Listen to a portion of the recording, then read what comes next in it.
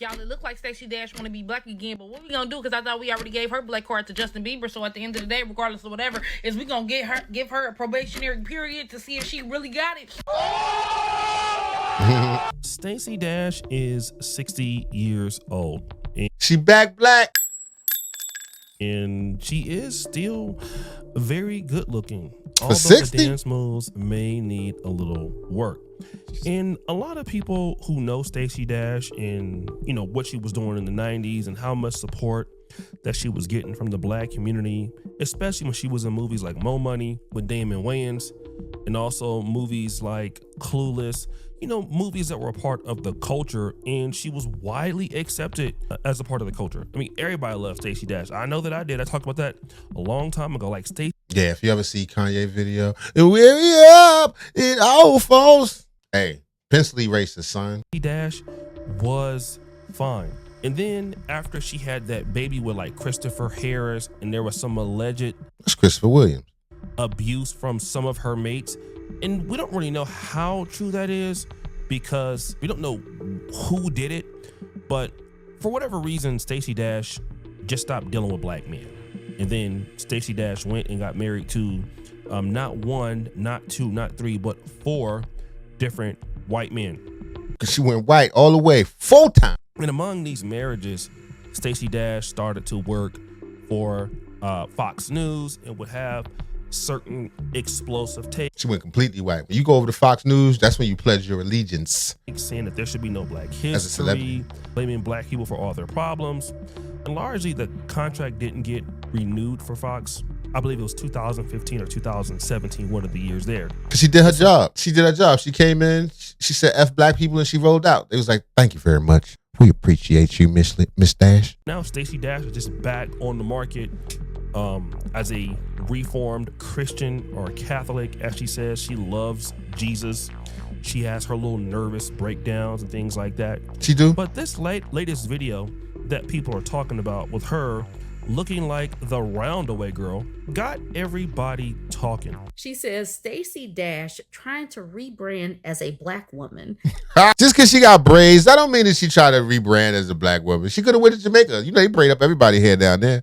Put you on a horse in the water, braid your hair. White lady, they do that shit to anybody. Some cornrows. Business. Now, this was actually a video. You see, she has her hair in braids. She got these little cowrie shells on here, and she was dancing in this video. It is hilarious. People are realizing, like, damn, Stacey, you're really trying hard to fit back into the black community after everything else has happened to you. And then somebody else. She do got beads on it, and that's pretty black. Came about with some really interesting points. And that was Brother Tariq Nasheed. But yeah, back in the Clueless days, Stacey was she was on all the little urban magazines. So we elevated Stacey Dash. For her to flip like that, no, that wasn't cool. And that right-wing crowd that she tried to pander to, they put her back out there on the corner. Right. She became a political refugee. They had enough of her. This is really important because she did become a political refugee. We've seen a lot of things happen like this in media. Well, let me give you an example, like Tommy Sotomayor. Many of you guys know Tommy Sotomayor had a lot of independent leverage with the black media spaces, and then with just the over abuse of discussing black women in the black community and all of that. Tommy Sotomayor was trying to go more mainstream or more black with a white audience, and so many people try to do so without damaging their brand. But typically, but Tommy got reminded. Last I heard from Tommy, he was getting reminded and was pissed. Like, wait a minute. You have an all black audience and you try to gain a white audience because you want to make more money. The reality, what happens is you have no audience.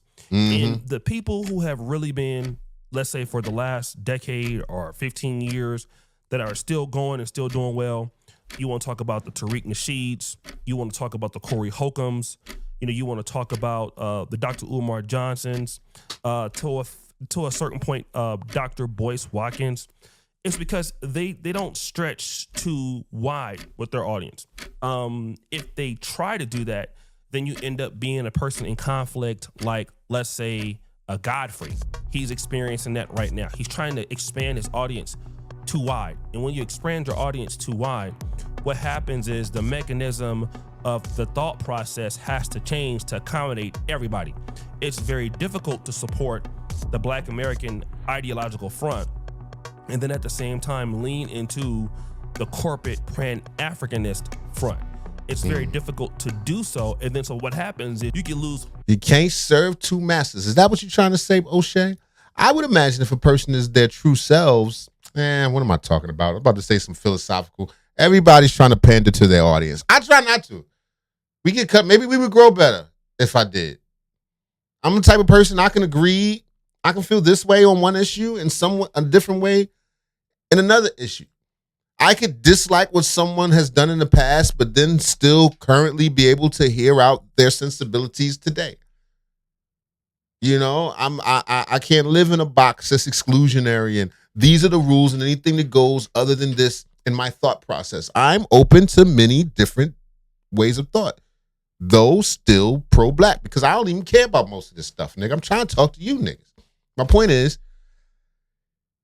I guess philosophically, they tell you to be yourself on the internet and when creating things and product that you're putting out to the world. But sometimes being yourself isn't acceptable for further growth. As they say, there's a ceiling on particular niches. I'm not going to say that about the Black niche because, you know, I'm here. I would like to think the sky is the limit without compromising myself, but who knows until they've been tested. Both sides of your audience. And this is what Stacey Dash did. She wanted to get or grow more because the grass was greener on the other side, and then now she can't. But now... So now she want to do the soul sister pivot out here with some damn box braids and shit, looking like old Venus and Serena Williams. No.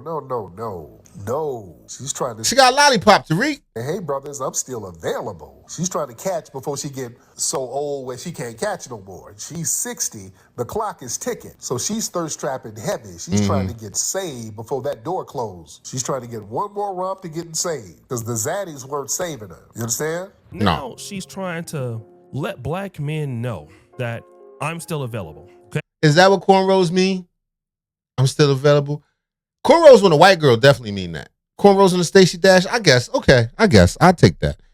And this is not only Stacey Dash who's done this. Who else has done this, might I add? And let me be the first to say, I love me a Black man. Come on now. I'm going on the record. Where's all my cameras at? Look at all the cameras. I love me a Black man. We got to make that clear today. Come on now.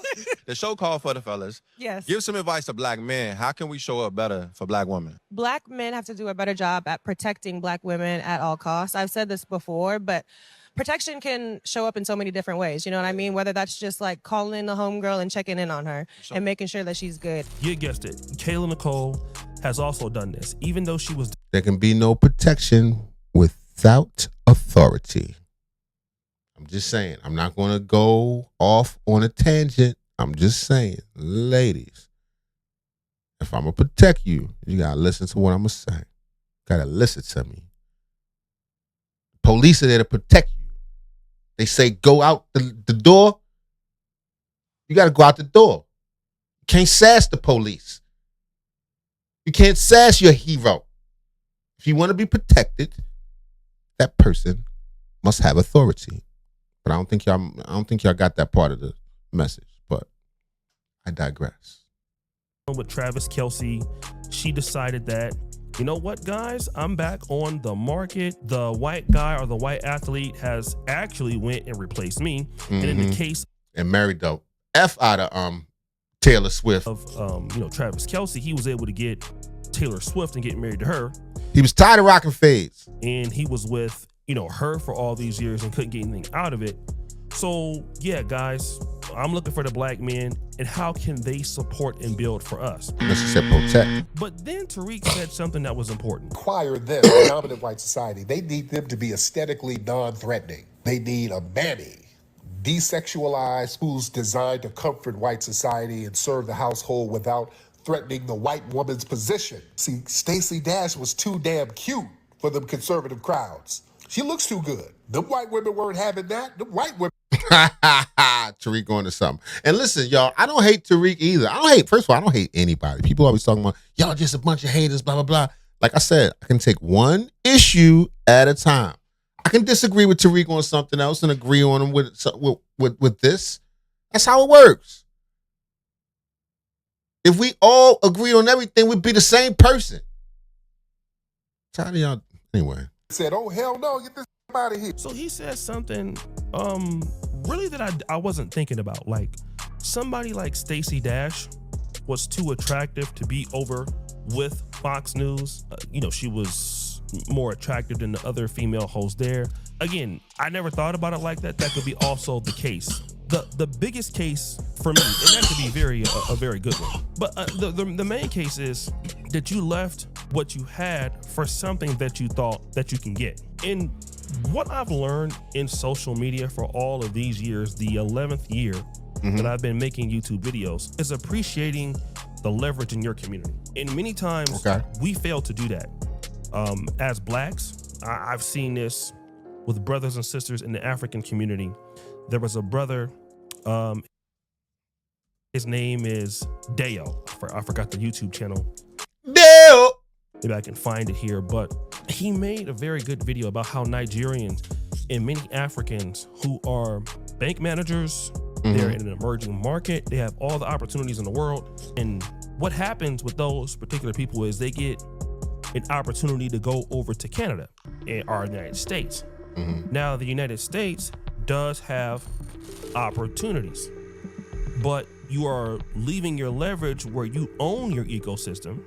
You have houses, you have cars, and then you give it up so that you can go over to the States. And then you think that because you have that experience in Africa, that it will count in the States, and really you go from the bottom up. And so you start having to do cleaning jobs, you become a migrant, you become very poor, and it didn't translate the way you thought. You may have to reskill. I mean, the same thing happened during the civil rights era. We fought for integration. We figured, so we get over there, we can prove to these white people what we're all about. That's when black people were still dignified. We used to wear suits everywhere, play basketball in suit pants and hard shoes and stuff. We figured, we stand up, we'll be respectable, and they will see that we're just as good. And we ended up just destroying our own FBA, businesses and commerce, and community, ultimately trying to assimilate. I'm not against integration and mixing and working with other communities, but it's important that we first and foremost build up yourselves and self-worth with who we are. Black dollar still green. You understand what I'm saying? Do y'all get it? It's like we fought so hard to ride on those buses, but what happened to the black bus companies? You know what I mean?